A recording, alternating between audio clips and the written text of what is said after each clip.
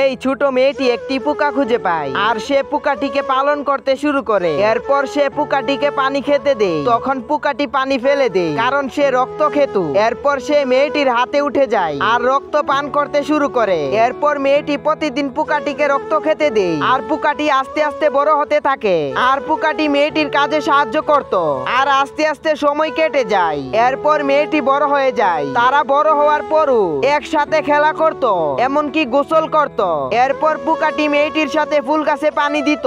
একদিন মেয়েটি তার হাতে অনেক ব্যথা অনুভব করে কারণ রক্ত চুষার কারণে তার হাতে ইনফেকশন হয়ে গেছে।